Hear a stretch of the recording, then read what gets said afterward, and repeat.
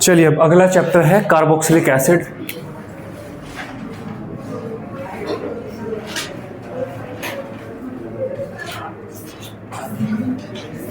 Carboxylic acid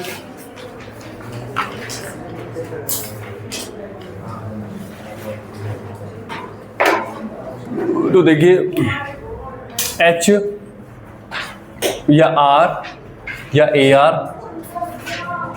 के साथ अगर जुड़ा हुआ है C double bond O OH group तो इन्हें बोला जाता है कार्बोक्सिलिक एसिड।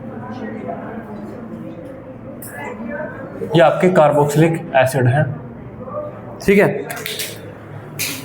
कोई भी कॉम्पिटिटिव एग्जाम मानता है कि आपको ये कुछ कार्बोक्सिलिक एसिड के कॉमन नेम पता होने चाहिए।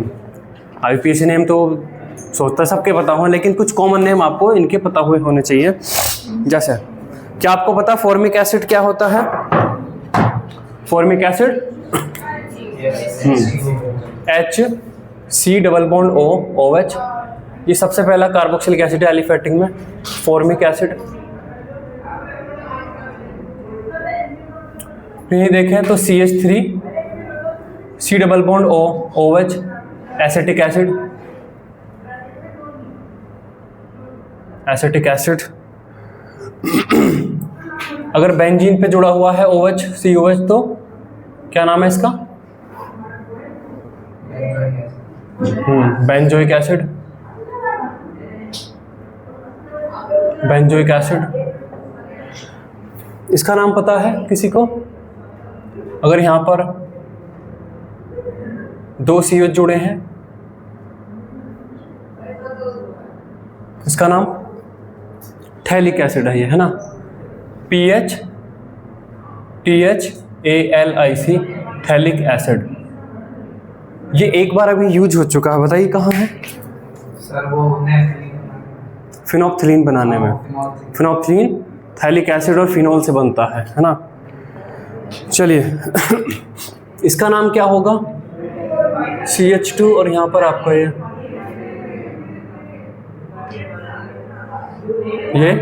C double bond O OH। ये नाम बड़ा कंफ्यूजिंग है। देखिए अगर मैं यहाँ पर COH हटा के मैं यहाँ पर OH लगा दूँ तो ये हो जाएगा बेंजाइल अल्कोहल। बेंजाइल अल्कोहल हो जाएगा, बेंजाइल ग्रुप है ये बेंजाइल ग्रुप है। इस पर मैं OH लगा दूँ तो बेंजाइल अल्कोहल हो जाएगा। अब इस ग्रुप पे मैंने COH लगाया तो ऐसा लगता है जैसे बेंजाइलिक एसिड हो जाएगा, BNZYLIC बेंजाइलिक एसिड। लेकिन बेंजाइलिक एसिड जैसी चीज़ ही नहीं है पूरी केमिस्ट्री में, ये बेंजाइलिक एसिड नहीं है। अगर मैं इसको छुपा लूँ तो ये क्या था? एसिटिक एसिड था, और H हटा के मैंने ये लगा दी तो फिनाइल एसिटिक एसिड है ये, ठीक है। तो ये आपका है फिनाइल एसिटिक एसिड, ये आपका है फिनाइल एसिटिक एसिड। ये देखिए C, यहां पर आपका एक फिनाइल ग्रुप ये लगा है, एक फिनाइल ग्रुप ये लगा है,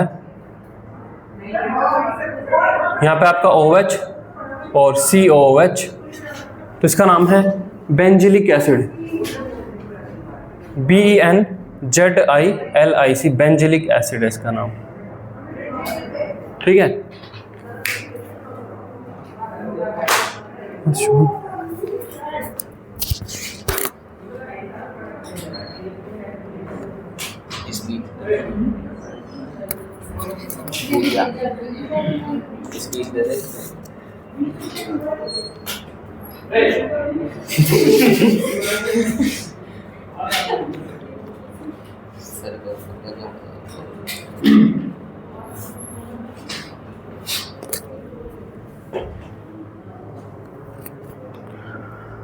और एक ये देखिए CH3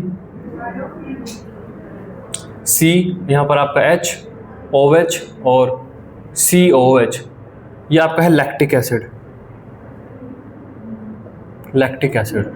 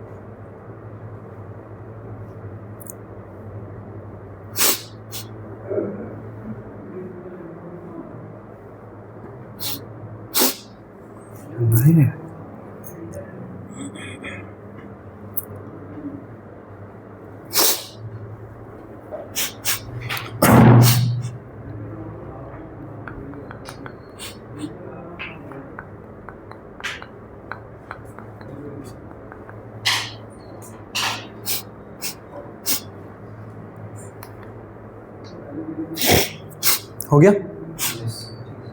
चलिए अब इसी चैप्टर के साथ कार्बोक्सिलिक एसिड के साथ डेरिवेटिव ऑफ कार्बोक्सिलिक एसिड भी वहीं साथ में पढ़ा जाएगा। तो डेरिवेटिव ऑफ कार्बोक्सिलिक एसिड को भी हम जाने क्या होते हैं।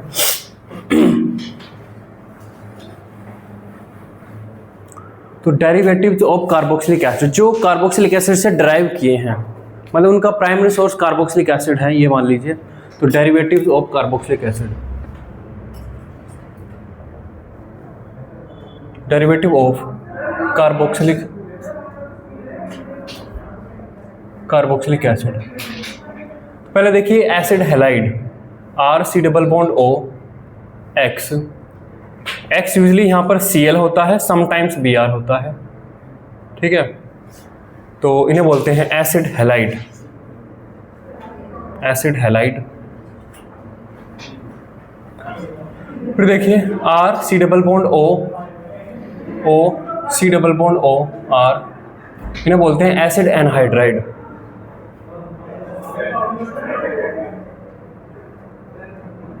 Acid anhydride. नेक्स्ट देखिए ये R' भी हो सकता है अलग भी, RC≡O R', इन्हें बोलते हैं एस्टर, ठीक है। फिर देखिए एमाइड, एमाइड 3 तरीके के होते हैं, RC≡O NH2 अनसब्स्टिट्यूटेड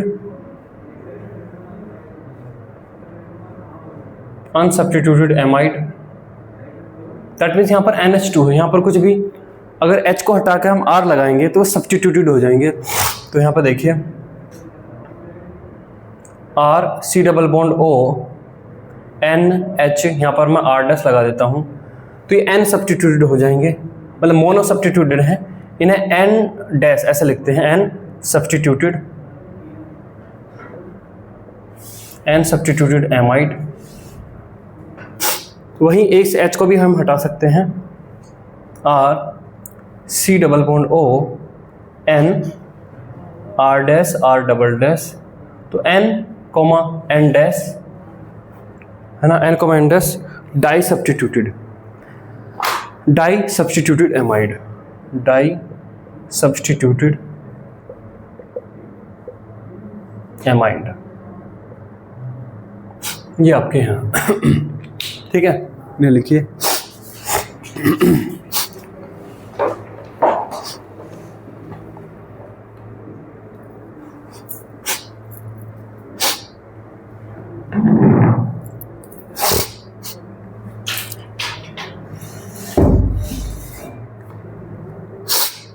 आयोडीन के साथ भी बनते हैं। फ्लोरीन वाले और आयोडीन वाले रेयर वाला एक तरीके से मिलते हैं।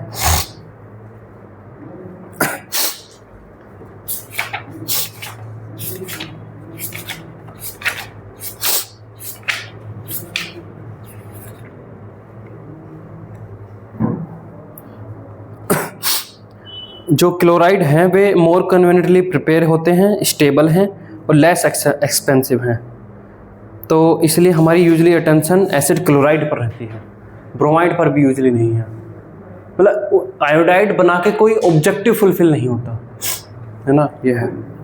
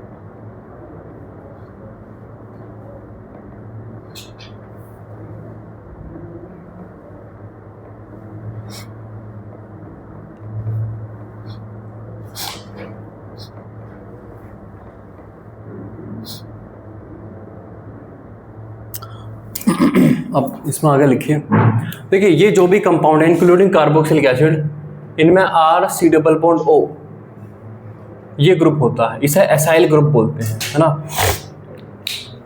तो लिखिए all these compounds contain the acyl group R≡O। All these compounds contain the acyl group R≡O and are therefore called acyl compounds, and are therefore called acyl compounds, full stop। Next एक और note लिखिए,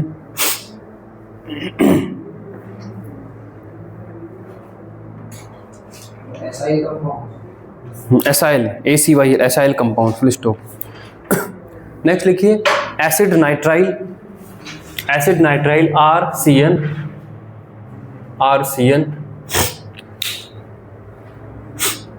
वो कहते हैं जो RCN होते हैं इनको भी डेरिवेटिव ऑफ कार्बोक्सिलिक एसिड बोला जाता है।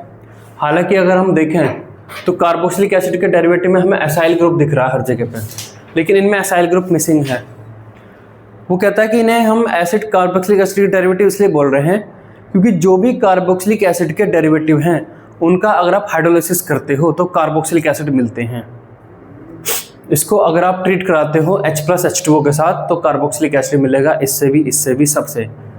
और जो RCN होते हैं उनके हाइड्रोलाइसिस करने पे भी कार्बोक्सिलिक एसिड मिलते हैं, तो इसलिए उन्हें भी डेरिवेटिव कार्बोक्सिलिक बोलता है। तो लिखिए acid nitrile RCN can be considered as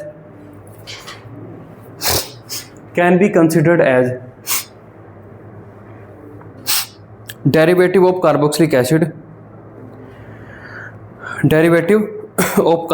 acid because they yield carboxylic acid on hydrolysis,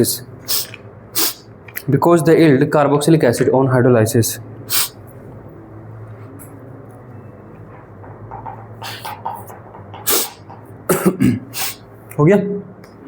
चलिए तो ये इंट्रोडक्शनल टाइप से हुई यहाँ पे इसकी, आगे चलते हैं। लिखिए methods of preparation of carboxylic acid, heading डालिए methods of preparation of carboxylic acid. अब क्योंकि ऑर्गेनिक केमिस्ट्री खत्म होने पे आ रही है, तो आई होप आप मुझे 2-3 मेथड तो कम से कम बताएंगे कि कार्बोक्सिलिक एसिड ऐसे बना सकते हैं। ग्रिग्नार्ड पर CO2 पहला एक मेथड हो गया, बताइए कोई और मेथड।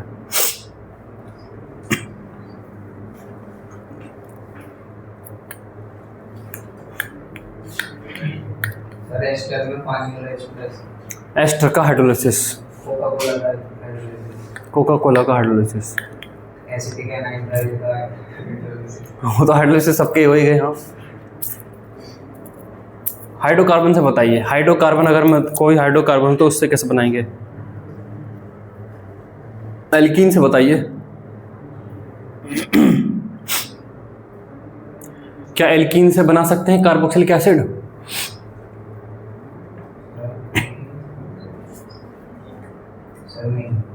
हाँ, by cleavage of alkene. Cleavage of alkene दो तरीके से बना सकते हैं, देखिए। Oxidation with hot alkaline KMnO4, oxidation with या क्लीवेज विद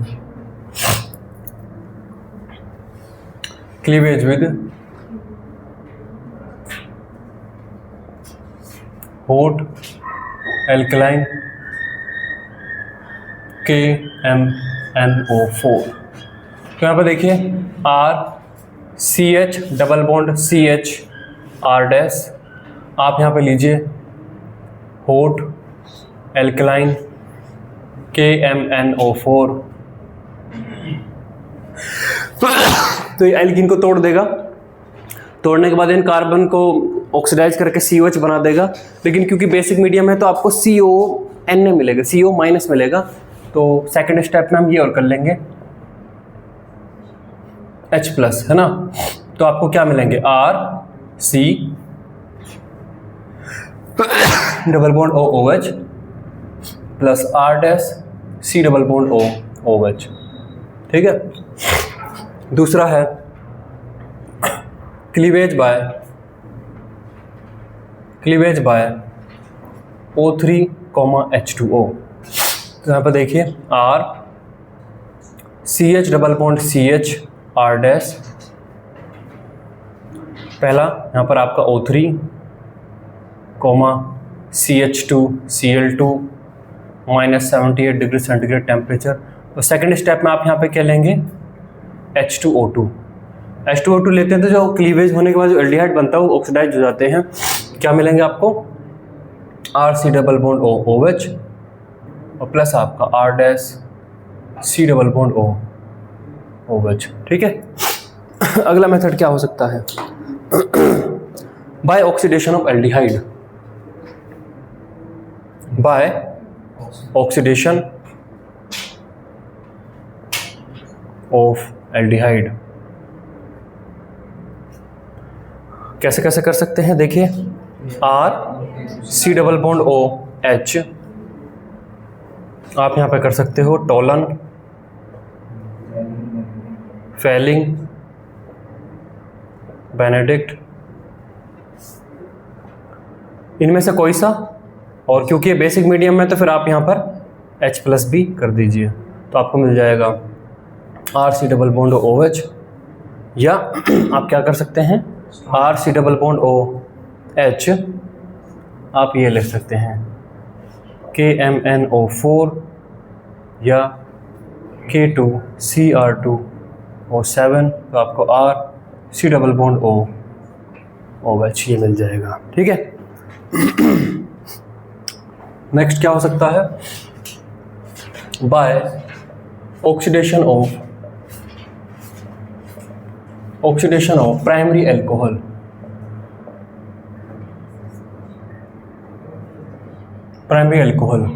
तो RCH2OH प्लस, बताइए क्या क्या ले सकते हो? एक टेबल बनवाई थी,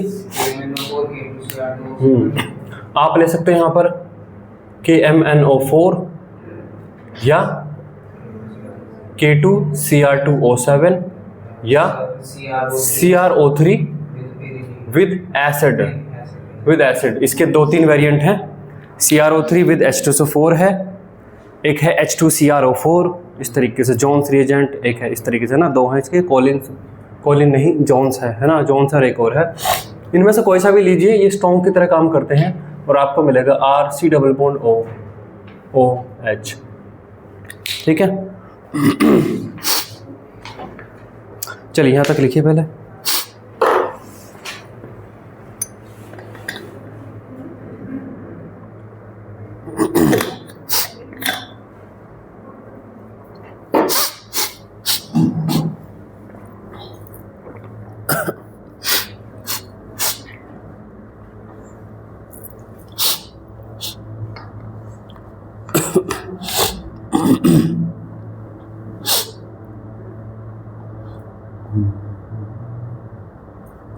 तो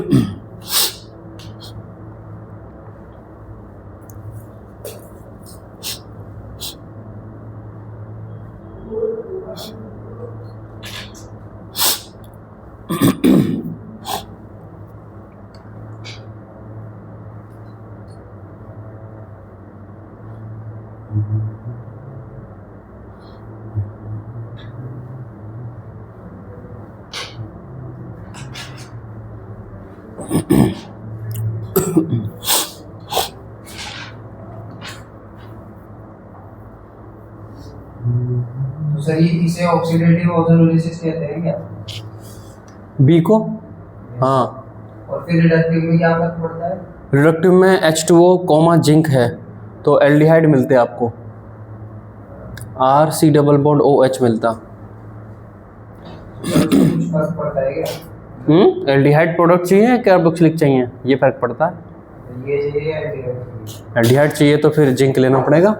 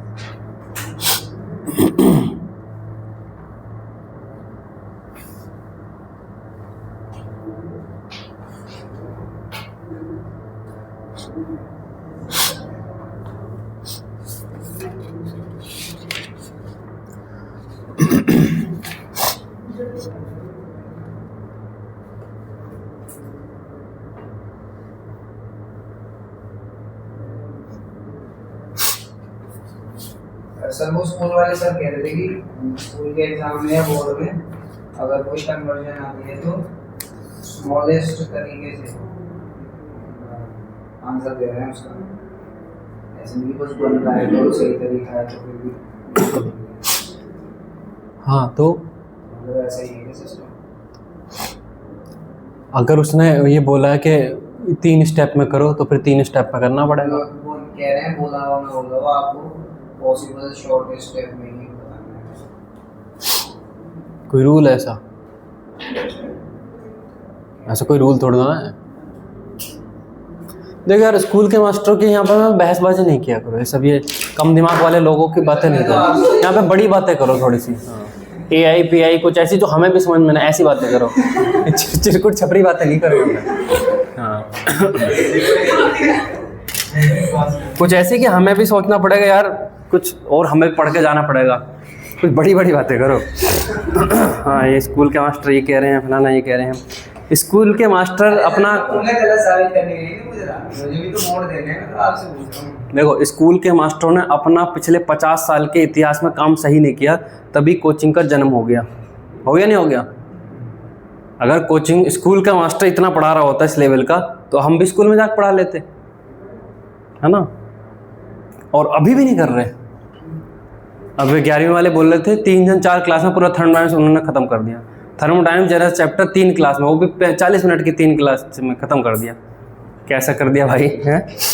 तो अपने उस पर वे कायम है बिल्कुल कि पढ़ाएंगे नहीं।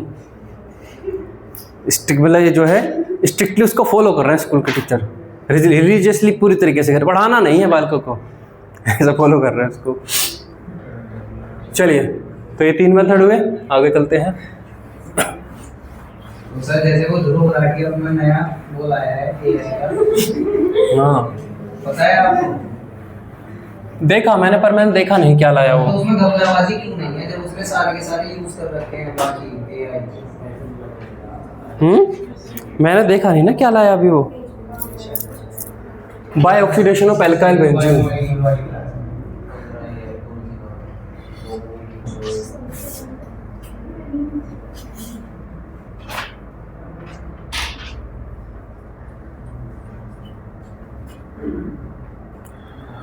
Bye oxidation of alkyl benzene. तो देखिए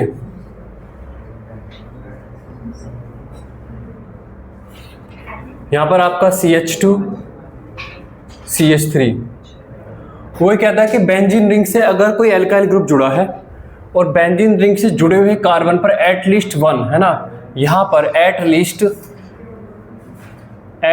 1 H यहां पर होना चाहिए। कंडीशन ये है कम से कम इसके पास एक H हो और आप इसकी रिएक्शन कराते हो हॉट एल्कलाइन KMnO4 और फिर सेकंड स्टेप तो वही H+ उसको लाने के लिए। तो ये पूरा का पूरा ग्रुप, चाहे कितना ही बड़ा ग्रुप है, चाहे एक CH3 है, चाहे बड़ी सी कोई कितनी बड़ी चैन जुड़ी हुई है, सब कुछ ऑक्सीडाइज हो जाता है और सब कुछ ऑक्सीडाइज होकर हमारा यहाँ पर आ जाता है COOH आपका आ जाता है। ठीक है, वैसे बहुत छोटी सी रिएक्शन है लेकिन कई बार एग्जाम में एक देखी है ना। अब यहाँ पर वो कहता है कि अगर यहाँ पर H नहीं हुआ, अगर यहाँ पर H नहीं हुआ तो फिर ये रिएक्शन नो रिएक्शन होती है इसमें, है ना। फिर आपको कोई रिएक्शन नहीं इसमें होती। हॉट एल्कलाइन अगर KMnO4 है आप नहीं ले रहे हो तो यहाँ पर नो रिएक्शन। ठीक है, तो वहाँ पर कम से कम एक हाइड्रोजन हो तो ये पूरा का पूरा सब ग्रुप ऑक्सीडाइज हो जाता है और COH आ जाता है। देखिए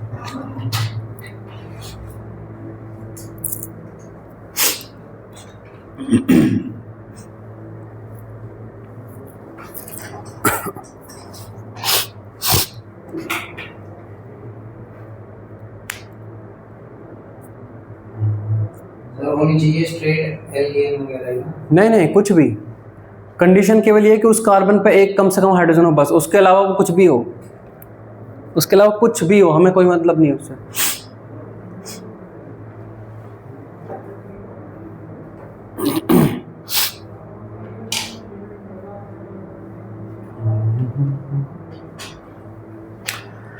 तो नेक्स्ट देखिए बाय हाइड्रोलाइसिस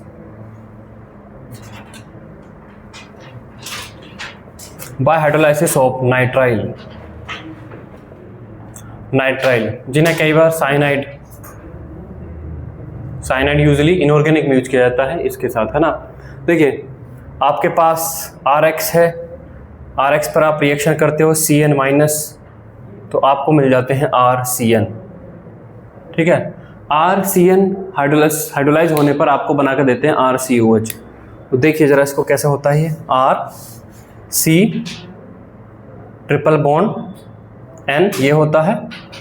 आप इसको H+ H2O ये करते हो तो यहाँ पर पहले ये होता है, एक बॉन्ड टूटता है, यहाँ पर आपका OH जुड़ जाएगा और यहाँ पर आपका H जुड़ जाएगा। तो आपको पहले ये मिलता है RCOH डबल बॉन्ड NH ये जुड़ जाता है, ये टोटोमराइज हो जाएगा। देखिए ये आपका इधर आ जाएगा और ये इसके पास आ जाएगा, है ना, टोटोमराइज हो जाएगा। तो टोटोमराइज होकर आपका बन देता है पहले ये एमाइड, क्या बन जाता है R C double bond O NH2 बन जाता है। इसको भी अगर हम प्रोलॉन्ग हाइड्रोलिसिस करते हैं H प्लस H2O तो फाइनली आपको मिलते हैं ये R C double bond O OH और यहाँ पर आपका NH4 प्लस, ये आपको मिलता है। ठीक है, देखिए इसको,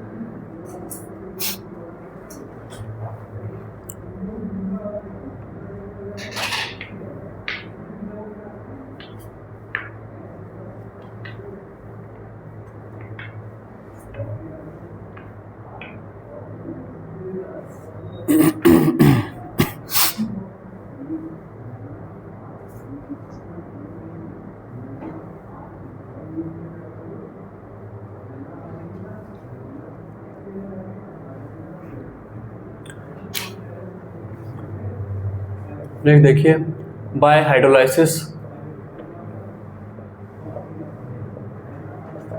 ऑफ साइनोहाइड्रिन, तो यहाँ पे देखिए R C double bond O H, cyanohydrin बनाने के लिए हम यहाँ पे क्या करते हैं HCN और कोमा कैटालिटिक अमाउंट में NaOH हम लेते हैं, तो आपको क्या मिल जाता है R CH OH और CN, ये आपको मिल जाते हैं, ये साइनोहाइड्रिन है।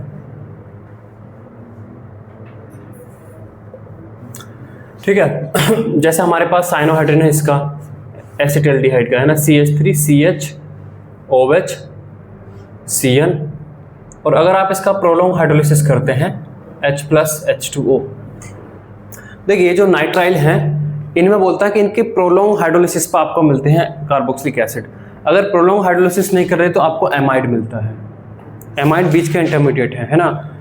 तो अगेन RCN है, इसका प्रोलॉन्ग हाइड्रोलिसिस करते हैं तो आपको मिलता है ये CH3 CHOH और COH, क्या नाम है इसका लैक्टिक एसिड, इसका नाम है ना लैक्टिक एसिड है। कई बार जब लोग जिम में जाते हैं पहले दिन, तो पहले दिन ही बहुत वज़न उठा लेते हैं और बहुत सारा कसरत कर लेते हैं, तो फिर अगले दिन नहीं जाते क्योंकि उनकी बॉडी में हर जगह दर्द हो रहा था, मेरे तो हाथ नहीं उठ रहा, ऐसा करते हैं ना, मेरे तो हाथ ही नहीं उठ रहा, देखिए हाथ अकड़ती ऐसा करते हैं। तो किसकी वजह से होता है, देखिए जब हम कुछ वज़न उठाते हैं कुछ भी उठाते हैं तो हमारी मसल्स वहाँ पर मसल्स को एनर्जी चाहिए, एनर्जी ब्लड जो है ऑक्सीजन लेके आता है और मसल उस ऑक्सीजन को यूज करके एरोबिक ऑक्सीडेशन करती है glucose plus oxygen aerobic oxidation होता है, उससे एनर्जी क्रिएट करती है मसल। लेकिन अगर मसल के पास अभी इतनी ऑक्सीजन एब्जॉर्ब करने की क्षमता नहीं है, मतलब मसल के बहुत कम स्ट्रेंथ है आपके बॉडी में और आपने दबा उठाया जा रहे हो डंबल वंबल ये सब, तो अब आप जोर मार रहे हो मसल पर तो वो काम तो करेगी, लेकिन वो जो मसल है वहाँ पर एनारोबिक ऑक्सीडेशन करने लगती है, मतलब ऑक्सीजन की एब्सेंस में जो ऑक्सीडेशन होता है वो करने लगती है एनारोबिक ऑक्सीडेशन। और एनारोबिक ऑक्सीडेशन अगर ग्लूकोज का एनारोबिक ऑक्सीडेशन करते हैं तब भी वो एनर्जी प्रोड्यूस करता है, लेकिन उसका जो प्रोडक्ट बनता है वो CO2 प्लस H2O ना बन के उसका वो प्रोडक्ट बनता है लैक्टिक एसिड, है ना। ग्लूकोज का अगर ऑक्सीजन की प्रेजेंस में हो रहा होता तो प्रोडक्ट बनते हैं CO2 H2O, बॉडी CO2 को बाहर निकाल देती है, लेकिन अगर ऑक्सीजन की एब्सेंस है, ऑक्सीजन कम पड़ रही है, तो ग्लूकोज का एनारोबिक ऑक्सीडेशन होने से लैक्टिक एसिड बनता है और लैक्टिक एसिड मसल्स में वहाँ पे बन जाता है, वो दर्द करता है। ठीक है, फिर धीरे धीरे जब वो लैक्टिक एसिड बॉडी में से डिफ्यूज होता है तब वो दर्द ठीक होता है। फिर 2-3 दिन बाद हाँ अब चलूँगा जिम में, है ना, अब मत लगाइए था कितने ज़्यादा, हाँ अब ये फिर होता है ना। तो लैक्टिक एसिड की वजह से फिर वो दर्द आपका होता है।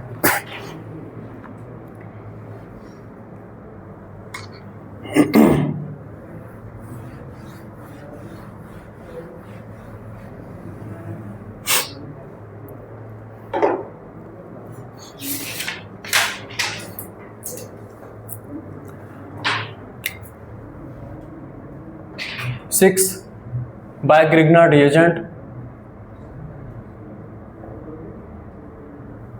Bye Grignard reagent.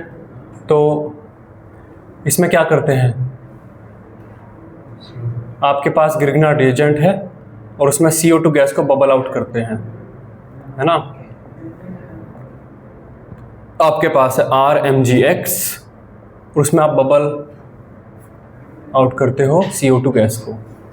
तो CO2 गैस इसमें बबल आउट करते हो तो कैसे रिएक्शन चलती है, C डबल बॉन्ड O, यहाँ पर आपका RMgX delta minus delta plus.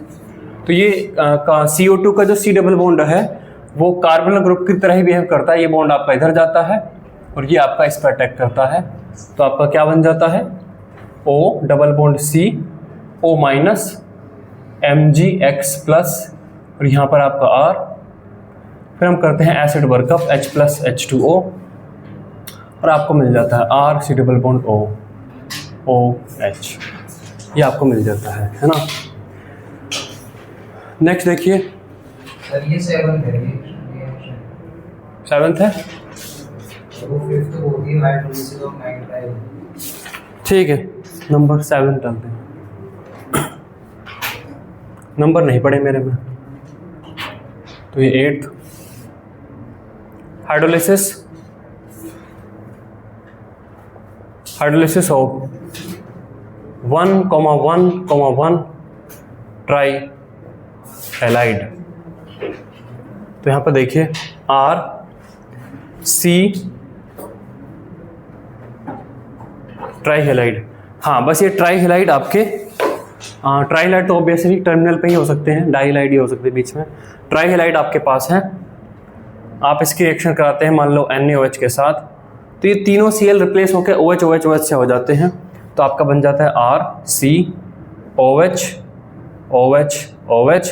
Again एक कार्बन से 2 H निकल जाते हैं, H2 निकल जाते हैं और आपको मिल जाता है ये RC डबल बॉन्ड OH। ठीक है।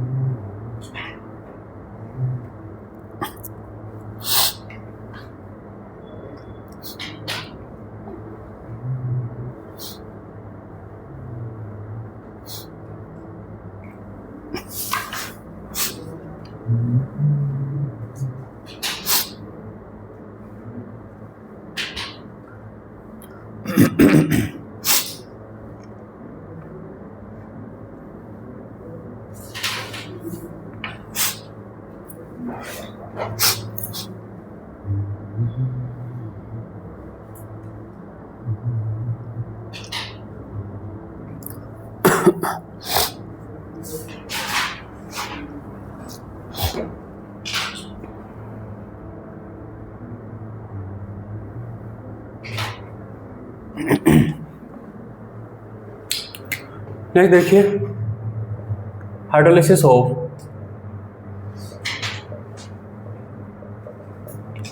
ऑफ एसिड क्लोराइड और हाइड्रोलिसिस ऑफ एसिड एनहाइड्राइड। तो देखिए RC double bond O Cl, आप इसका दोनों तरीके से हाइड्रोलिसिस कर सकते हो, acid catalyse hydrolysis H plus H2O। तो फाइनली आपको दे देते हैं RC double bond O OH। अगर आप इसका करते हो बेस के प्रेजेंस में करते हो, है ना, तो आपको पहले ये मिलेंगे RC double bond O minus मिलेगा, फिर आप H प्लस एसिड उसमें डालेंगे तो आपको मिलेंगे RC double bond OH। Acid anhydride देखिए RC double bond twice O, ये एसिड एनहाइड्राइड होते हैं। R C double bond O, O C double bond O R। इसका भी दो तरीके से होता है। ये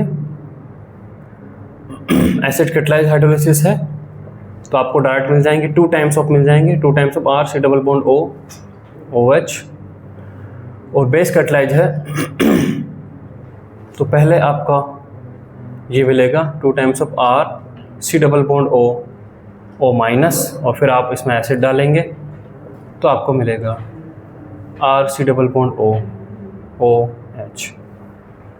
ठीक है, देखिए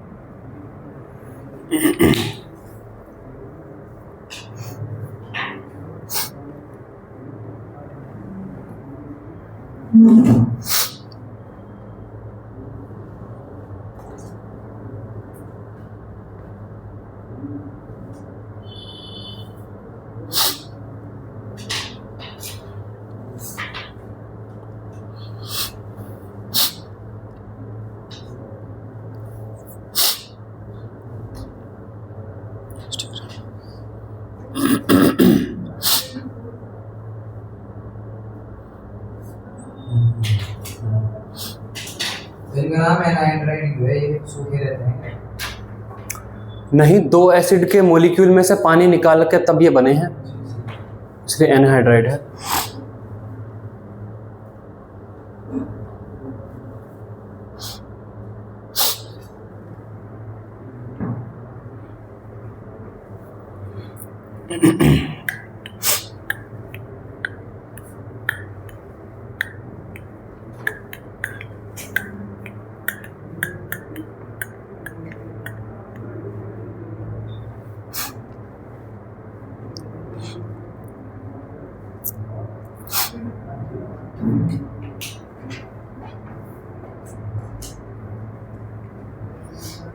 हो गया।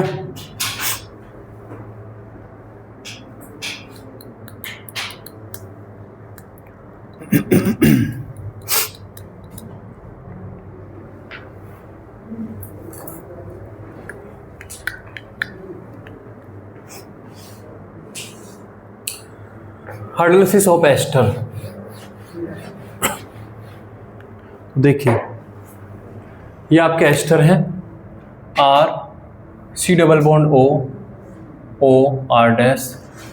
एक एस्टर कार्बोक्सिलिक एसिड और अल्कोहल से बनता है। इसमें आप H प्लस H2O ये डालते हैं। एसिड कैटालाइज अगर आप करते हैं तो इसमें इक्विलिब्रियम बनता है और आपको मिलता है R C double bond O OH plus आपका R डैश OH।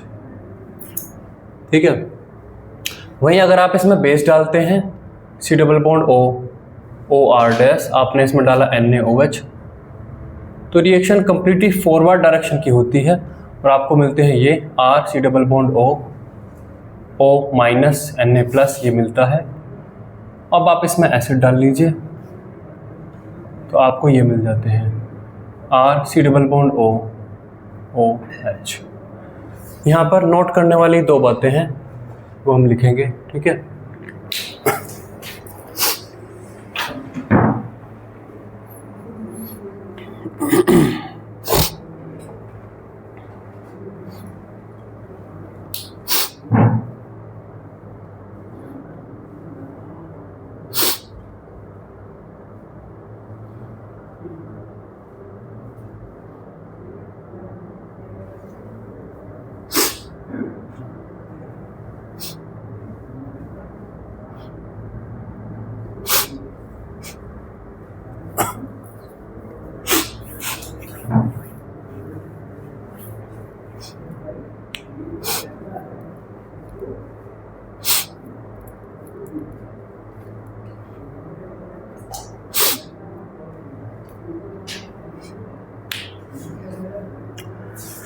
देखिए जो एसिड कैटालाइज्ड हाइड्रोलिसिस है वो एक रिवर्सिबल रिएक्शन है और ये कभी भी कंप्लीशन की तरफ नहीं जाते, क्योंकि रिवर्सिबल रिएक्शन कभी भी कंप्लीशन पे नहीं जाती।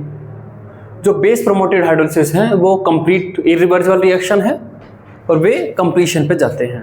ठीक है, तो जब भी आपको एस्टर से अल्कोहल एसिड चाहिए तो हमेशा बेस डाल के उसे तोड़ा जाता है। ठीक है, देखिए इसमें नोट करके 2 पॉइंट लिखिए। Acid catalysed hydrolysis, acid catalyzed hydrolysis is slow and reversible. It's slow and reversible and does not proceed to completion. And does not proceed to completion. Does not proceed to completion. Next लिखिए alkali promoted hydrolysis.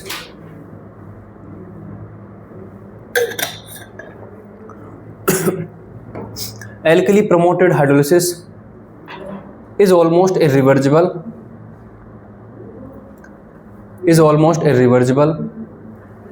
faster and give almost quantitative yield of product.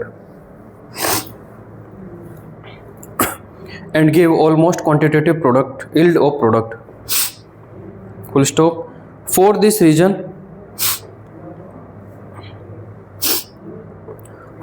reason alkali promoted hydrolysis is preferred.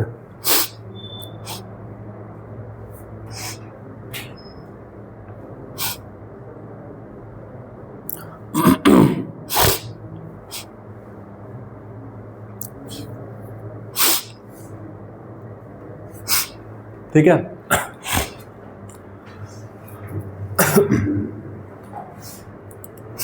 Next line में अब यहाँ पे लिखिए एक line छोड़ के, the alkaline hydrolysis of long chain of esters,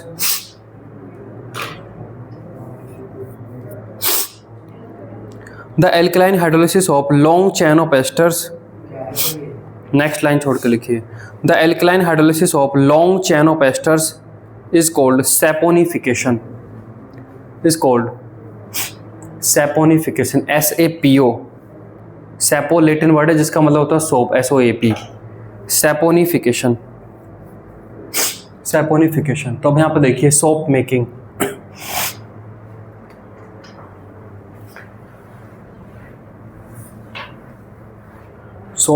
soap कैसे बनाई जाती है?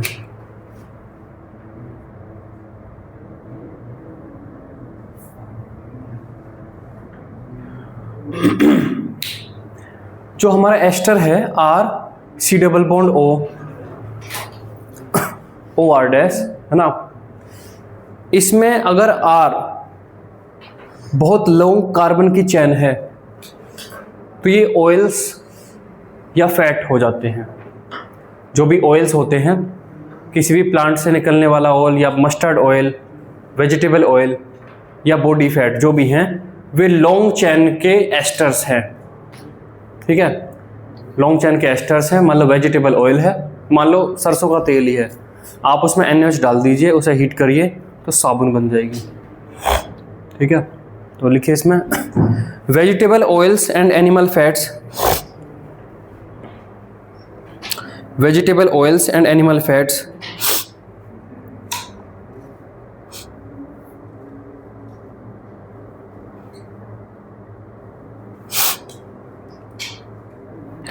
are traditional materials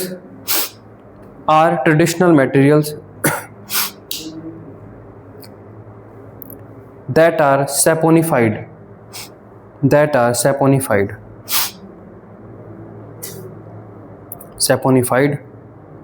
full stop. These greasy materials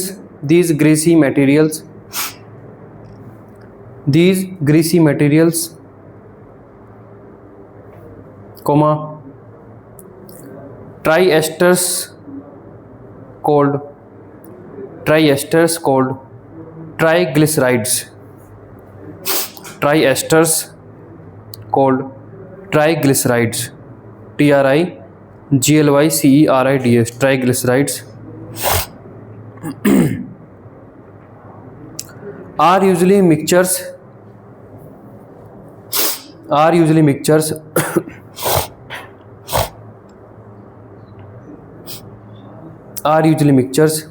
derived from diverse fatty acids.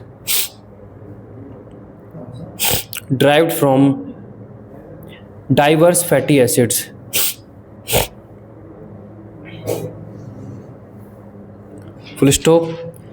In one simplified version,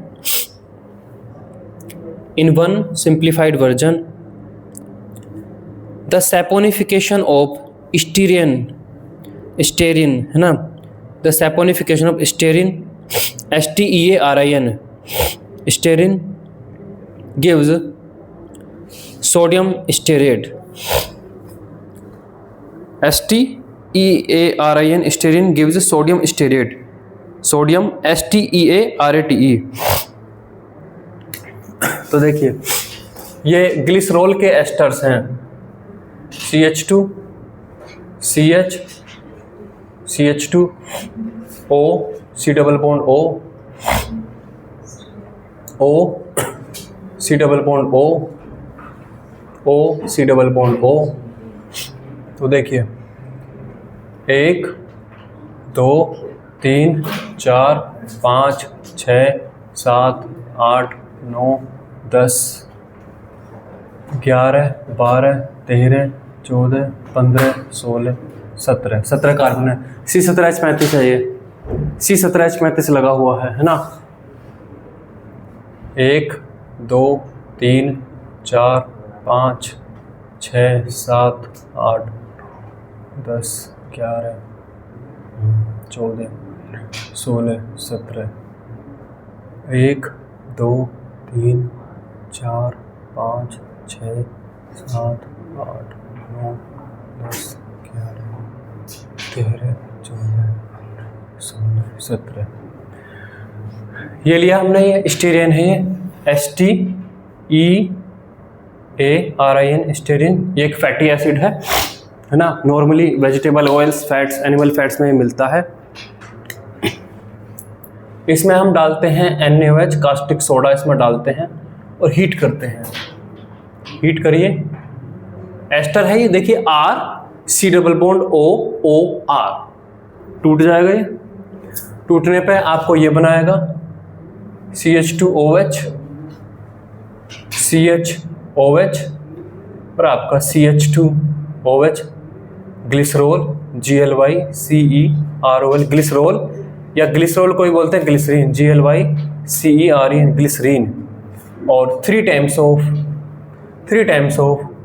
Na plus O minus C double bond O, और यहाँ पे फिर ये 1 2 3 4 6 7 8 9 10 11 12 14 15 16 17 sodium stearate. Sodium STEART sodium stearate. ये जो mixture बनता है ना, ये जो मिक्सचर बनता है ये सोडियम सॉल्ट है। इसमें NaCl डाल के इसको प्रेसिपिटेट आउट कर लेते हैं, साबुन अलग हो जाती है। ये साबुन है, ये है आपकी सोप है ना, ये है आपकी सोप। देखिए नहाने के लिए जो साबुन बनाते हैं वो यही है। कपड़े धोने के लिए जो साबुन है पहले वो भी यही रहती थी। गांव में अभी भी वो मिल जाए, क्यूब शेप की आती है, वो सस्ती साबुन रहती हैं। शहरों में जो नीले रंग की जो टिकिया है वो डिटर्जेंट है। वो उसमें यहाँ पर C double bond O minus की बजाय S double bond O sulphonic acids हैं उसमें, SO3O माइनस है उसमें। बाकी कार्बन की चैन है, यहाँ पे सल्फोनिक ग्रुप है, उनमें वे होते हैं डिटर्जेंट। और कार्बोक्सिलिक ग्रुप है तो ये आपके होते हैं सोप। कार्बोक्सिलिक एसिड वाली चीज़ें ज़्यादा बेटर है, ये बायो डिकम्पोज हो जाती हैं। अगर आप नदी में कपड़े धो रहे हो तो डिकम्पोज हो जाएंगे, डिटर्जेंट डिकम्पोज नहीं होएगा आसानी से। ठीक है, ये साबुन है। कई बार कुछ जो कंपनी वाले हैं वे कुछ ग्लिसरीन, ये ग्लिसरीन एक इंपॉर्टेंट प्रोडक्ट है, बाय प्रोडक्ट है ये ग्लिसरीन। ग्लिसरीन का अपना वैल्यू है। ग्लिसरीन कई बार थोड़ी ग्लिसरीन उसमें छोड़ देते साबुन में, तो साबुन में थोड़ा सा अलग टाइप का मतलब कि एक तरीके का वैसा टच आएगा, मतलब स्लिपरी और टाइप का टच आएगा। जैसे डव साबुन और लक्स, उसमें अंतर दिखता है? डव साबुन में और लक्स में अंतर दिखता है? डव और लक्स से नहाए अलग अलग नंबर है। जो डव रहती है, जो डव साबुन है और जो लक्स साबुन है, लक्स ले लो या कोई और ले लो, उनमें अंतर है, केमिकली अंतर है। डव में कुछ है जो अलग से, उसमें कुछ है। ग्लिसरीन उसमें छोड़ दिया कुछ ग्लिसरीन, उसमें कुछ ग्लिसरीन छोड़ दिया है और बाकी में ग्लिसरीन नहीं छोड़ा है। ठीक है, तो इस तरीके से साबुन बनती है। कपड़े धोने वाली साबुन भी ऐसी ही बनती है, नहाने वाले साबुन तो अभी भी ऐसी ही बनती है। ठीक है, और जो साबुन होती हैं, देखो इसके सोडियम के कार्बोक्सिलिक सॉल्ट हैं, तो साबुन बेसिक होती हैं, है ना, 8 के आसपास उनकी पीएच होती है।